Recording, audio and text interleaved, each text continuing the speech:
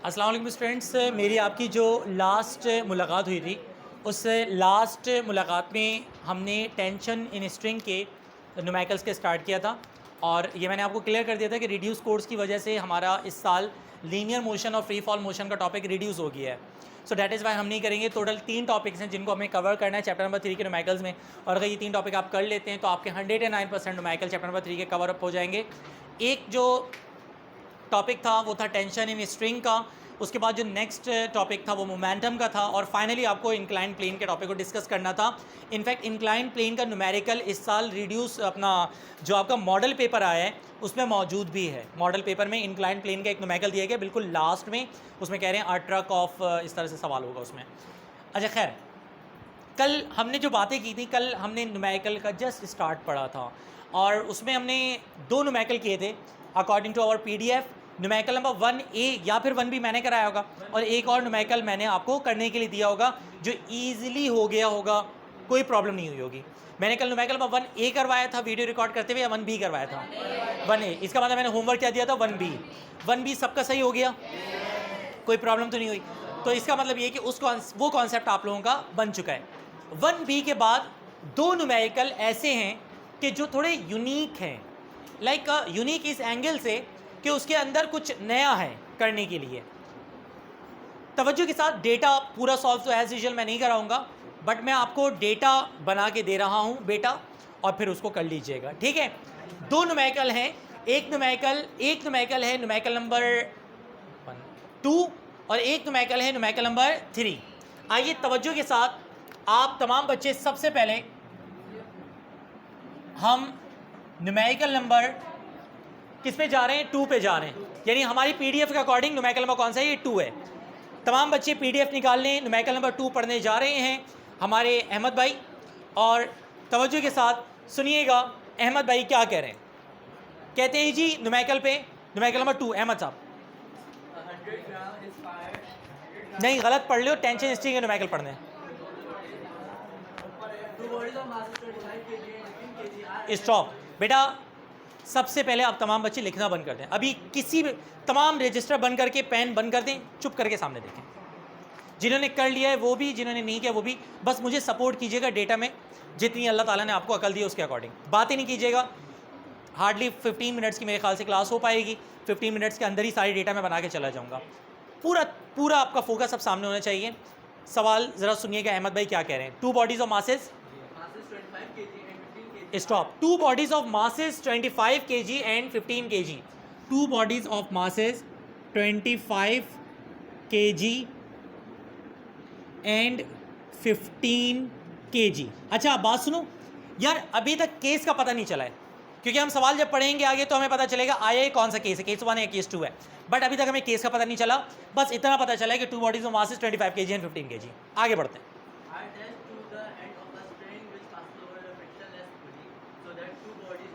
So that 2 bodies hanged vertically। अब lock कर दो कि केस 1 है या 2 है? केस कौन सा है? 1, क्योंकि पीडीएफ में यही कह रहे हैं कि such that 2 bodies hanged vertically। अगर केस 1 है तो बताओ कौन M1 होगा, कौन M2?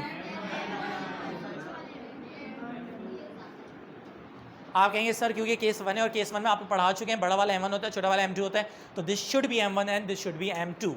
ओके, अब यहाँ एक मसला आ गया भाई।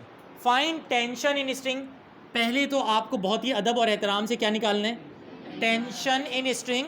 लेकिन साथ में वो एक और यूनिक चीज़ पूछ रहे हैं, वो कह रहे हैं find tension in string and time taken by the body to move 20 meter, to move through a distance of 20 meter. Distance दिया हुआ भाई साहब कितना? 20 मीटर। डन है, डिस्टेंस दिया हुआ है 20 मीटर। आगे कहते हैं assume the body starting from rest।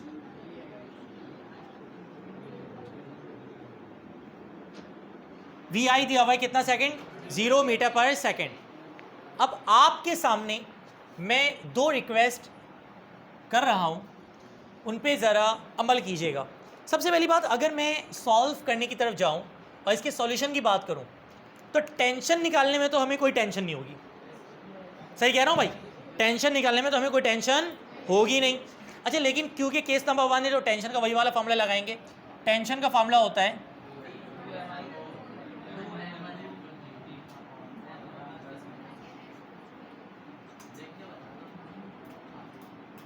बोलो बॉयज, गर्ल्स, सही कर रहा हूँ। 2 तो मतलब 2 वही वैल्यू आएगी। m1 पता है, m2 पता है, g पता है, m1 पता है, m2 पता है। पूरे को सॉल्व करेंगे, कौन आ जाएगा? t आ जाएगा। t तो आ गया, t ने हमें परेशान नहीं किया, लेकिन t हमें परेशान करेगा। टेंशन वाला t निकल गया है, टाइम वाला t टेंशन में आ गया है। अब टाइम कैसे निकालें?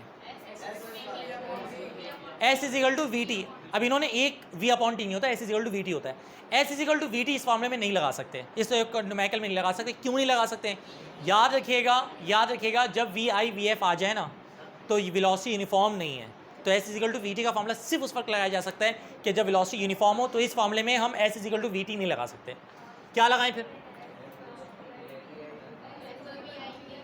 अब देखें मसला हल पता है कब होता है? रास्ते पे चलने से। कहते हैं अक्सर बेशक हम बॉयज़ के साथ होता है वाला सीन कि भाई चल यार देखा जाएगा, चलते तो है ना, निकलेंगे खुद ही ब खुद क्या निकल जाएगा, रास्ता निकलेगा। तो होता है ये, हम अक्सर बेशक ऐसा होता है जब ट्रिप वगैरह पे जा रहे होते हैं या कोई इस तरह का मामला होता है तो हम कहते हैं यार अल्लाह मालिक है, निकल जाओ देखा जाएगा। अब मुझे एक बात बताओ, हमें टाइम निकालना है। s is equal to V I T plus half A T square. मैंने कोशिश करके वाला फार्मूला लगा तो दिया, लेकिन यहाँ पे भी देखो प्रॉब्लम आएगी। s पता है। अच्छा, यही फार्मूला लगाने का रीज़न पता है क्या? मुझे s हौसला दे रहा है। वहाँ पे s गिवन है ना, हम गिवन कंडीशन के अकॉर्डिंग अपने फैसले लेते हैं। हमने कहा यार इस वाले न्यूमेरिकल में s दिया हुआ है, इसका मतलब s का फार्मूला लगा के कुछ हो सकता है। s is equal to V I T plus half A T square. s पता है, वी आई पता है, t निकाल लेंगे, सिर्फ क्या पता चल जाए? a। लेकिन आपको पता है कि यहाँ पे a निकालना कोई हमारे लिए मुश्किल काम नहीं है। t का ये फार्मूला है और a का ये वाला फार्मूला है, a is equal to m1 minus m2 upon. अब देखो a निकालने बोला नहीं था, लेकिन अब a निकालना हमारी क्या बन गई है? मजबूरी। पहले हम t निकालेंगे, रिक्वायरमेंट हो गई ना अब हमारी। पहले हम क्या निकालेंगे? t निकल गया। उसके बाद क्या निकालेंगे? a। और जब a हम निकाल लेंगे उसके बाद हम a की वैल्यू पुट करेंगे यहाँ पर, s की वैल्यू, vi की वैल्यू, सारी वैल्यूज क्या करेंगे? पुट, और स्मॉल t की वैल्यू निकाल लेंगे। समझ में आ गया? आप तमाम बच्चे भी स्टार्ट करें, मैं भी बोर्ड पे स्टार्ट करता हूँ वीडियो के लिए। t तो 2 हैं, तो दोनों जो t हैं उनमें ज़मीन आसमान। अच्छा, यहाँ t जो 2 है ना, ये वाला vi क्या है? 0, तो 0 इंटू टी क्या हो जाएगा? ये तो ये t वैसे ख़त्म हो जाएगा। अब मैं क्या कहा ना, मैंने क्या कहा था, आगे बढ़ो रास्ते खुद निकलते हैं। तो पुट करो कि वैल्यूज रास्ते खुद निकलेंगे। तमाम बच्चे वैल्यूज पुट करें, सॉल्व करें, आंसर निकालें।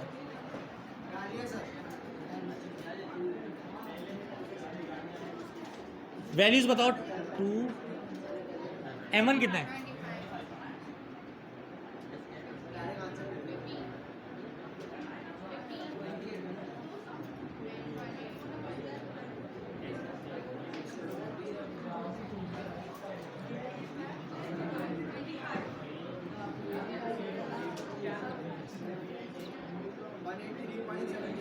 पूरा सॉल्व करके कितना? 183.75।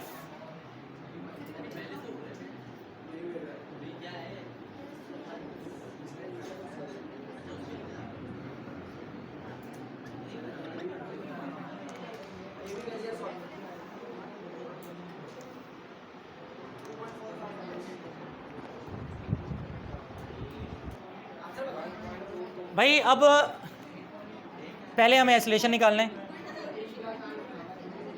a की वैल्यू m1 कितना है? 15 है। 15 उर्दू स्पीकर।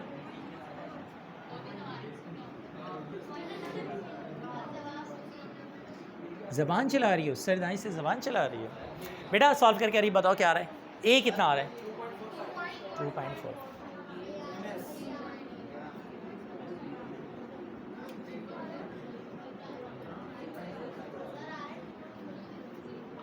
अच्छा जी, a निकाला हमने। अब क्या? s कितना है?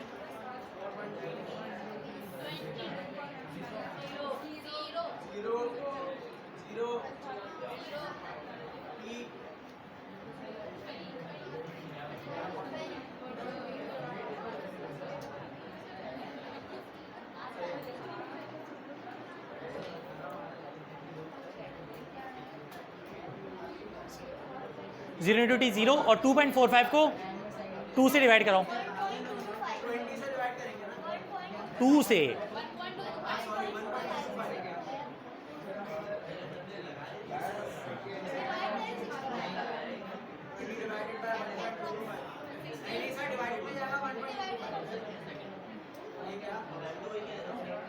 इसको 0 प्लस किया करके ख़त्म किया ना, स्टेप बढ़ाया है मैंने एक।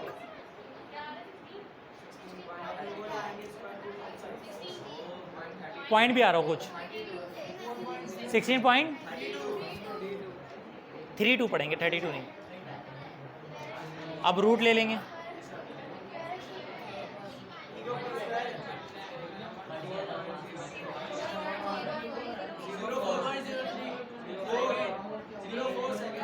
फोर 4.03 4.04 दोनों सही है।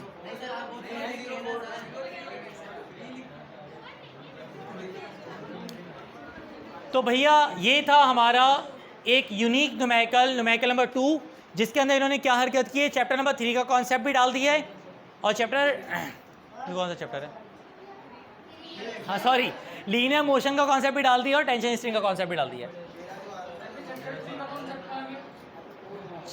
चैप्टर नंबर 3 ही चल रहा है, क्वेश्चन नंबर 2 हम कर चुके हैं। आइए नेक्स्ट क्वेश्चन पे चलते हैं। नेक्स्ट क्वेश्चन जो है उसमें कुछ चीज़ें यूनिक हैं।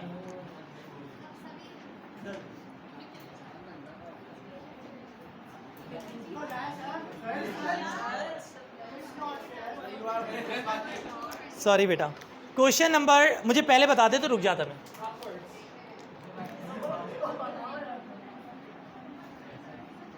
लिख लिया, वैसे मेजॉरिटी बच्चों ने लिख लिया है, देख लेना किसी से। क्वेश्चन नंबर हम चल रहे हैं अब कौन सा कराऊंगा मैं, 3। 1 मिनट, क्वेश्चन नंबर 3 जो है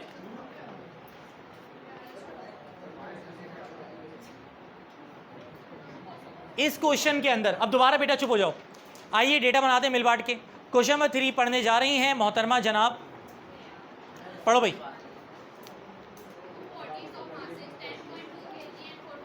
कह रही हैं 2 bodies of masses 10.2 kg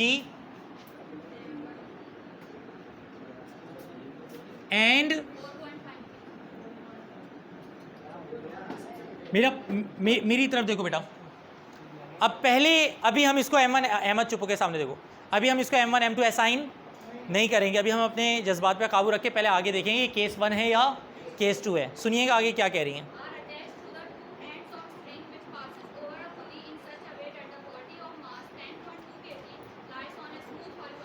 In such a way that the body of mass 10.2 kg lies on a horizontal surface।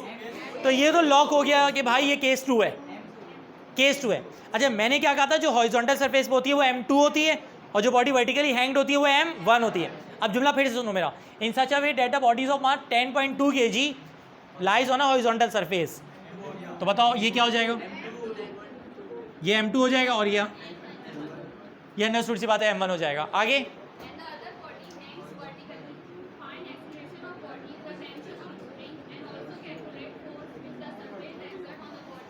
यार ये मुश्किल, 1 मिनट, मुश्किल सवाल ही है। फाइंड एक्सेलरेशन और टेंशन, यहाँ तक तो कोई प्रॉब्लम नहीं हुई भाई। आगे वो कह रहे हैं फाइंड द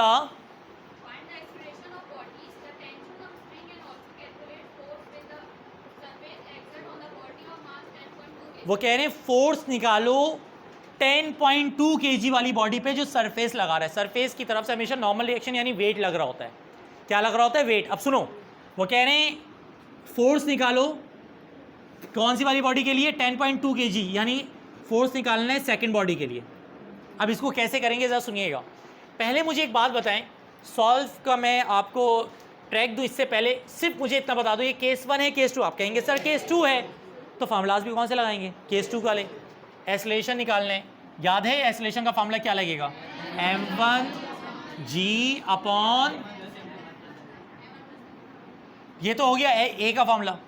इसी तरह टी का फार्मूला भी क्या लगेगा, m1 m2g upon m1 plus, मुनासिब हो गया भाई। अच्छा, ए निकल गया, टी निकल गया। अब याद रखना सरफेस जो फोर्स लगाएगी वो वेट के बराबर होगा, यानी यहाँ पे F जो होगा mg के बराबर लिया जाएगा, यानी वेट के बराबर लिया जाएगा।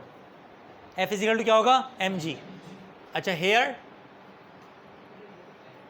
F2 निकालना है तो F2 is equal to m2g। m2 की वैल्यू कितनी है 10.2 और g एज यूजुअल 9.8। मल्टीप्लाई करो कितना आ रहा है 99.96 न्यूटन।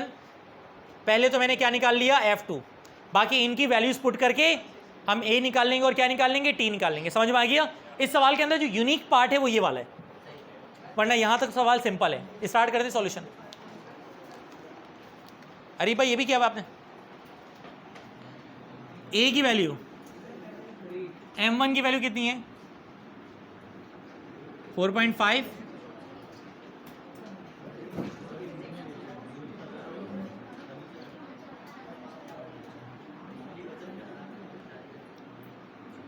अरे पूरा सॉल्व करके बताओ कितना आ रहा है ये 3।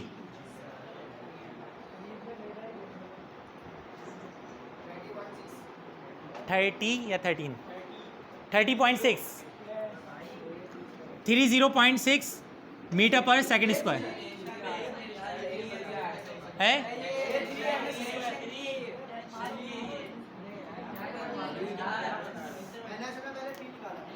अच्छा तुमने पहले T निकाला है। A बता दो, इसको इससे मल्टीप्लाई करो 3। ये 3 आ रहा है। M1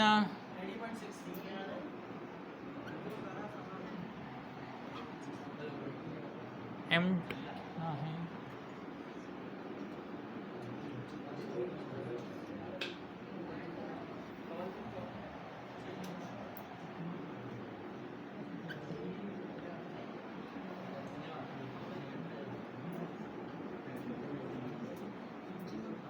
इसको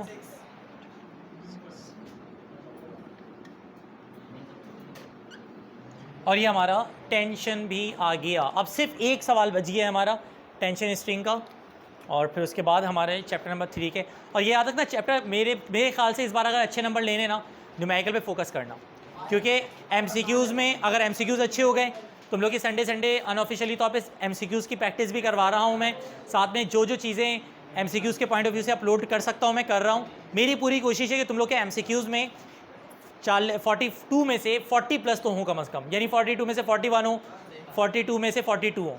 अगर ये कामयाब हो गए तो सेक्शन बी में मेरा मशवरा है कि न्यूमेरिकल्स अटैम्प्ट करना। न्यूमेरिकल के नंबर पूरे होते हैं और इस बार सिलेक्टेड न्यूमेरिकल्स हैं जो एंड में बता दूंगा, वही आएंगे जिस तरह मैं लेके चल रहा हूँ। देखो चैप्टर 1 में कुछ भी नहीं आना, डायमेंशन आना है। चैप्टर 2 के न्यूमेरिकल का भी रिवीजन करवा दूंगा, चैप्टर 3 के न्यूमेरिकल का रिवीजन चल रहा है। सही है, तो न्यूमेरिकल कर लेना अच्छे अंदाज में। इंशाल्लाह आराम से 5 न्यूमेरिकल तुम्हारे टच हो जाएंगे गेस्ट पेपर में से, तो सेक्शन बी भी निकल जाएगा इंशाल्लाह। नेक्स्ट क्लास में मिलते बेटा। अल्लाह हाफिज़, फ़ी अमानिल्लाह, दुआ में याद रखिएगा।